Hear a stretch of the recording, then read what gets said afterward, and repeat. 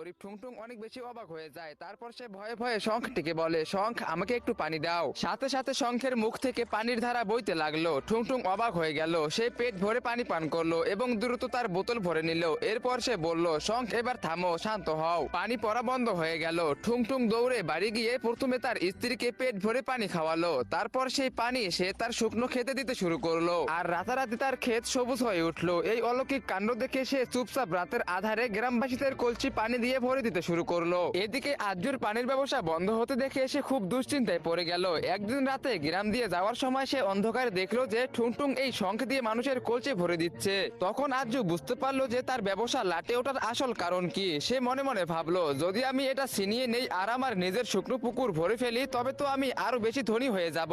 তাহলে এখন আমি আর কিসে দেরি করতেছি। এই বলে আজ্জু ভাই লোভে পড়ে তার গরিব ভাইকে মারধর করে জাদুকরি শঙ্খটি ছিনিয়ে নিল। এরপর আজ্জু শঙ্খ নিয়ে দৌড়ে তার শুকনো পুকুরের মাঝখানে গিয়ে জোরে চিৎকার করে বলতে থাকে, ওরে শঙ্খ, এত পানি দে যেন সবকিছুই ভরে যায়। আজ্জুর চিৎকার শোনা মাত্রই শঙ্খ থেকে সমুদ্রের মতো বিশাল ঢেউ আছড়ে পড়লো। কয়েক মিনিটের মধ্যেই পুকুর ভরে গেল। আজ্জু ঘাবড়ে গিয়ে বলল, থাম, বন্ধ হও। কিন্তু শঙ্খ থামানোর মন্ত্র তার জানা ছিল না। দেখতে দেখতে পানির স্রোত তাকে ভাসিয়ে নিয়ে গেল। আর এইভাবেই এই শঙ্খের পানি থেকেই আজকের এই বিশাল সমুদ্র তৈরি হয়েছে এবং সেই শঙ্খ আজও সেই সমুদ্রের অতল গভীরে অনবরত পানি দিয়ে যাচ্ছে। আর এই কারণে সমুদ্রের পানি কখনোই শুকায় না।